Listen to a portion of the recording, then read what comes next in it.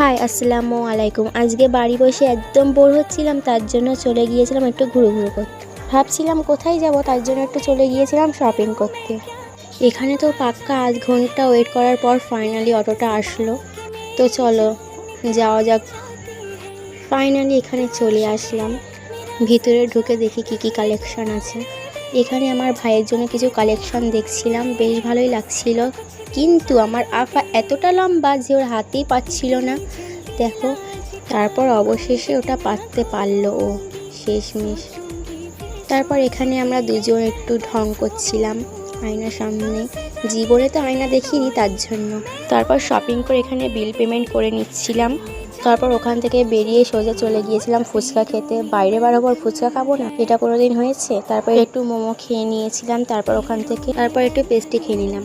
তারপর লাইটিং দেখতে দেখতে সোজা বাড়ির দিকে চলে আসলাম। টাটা।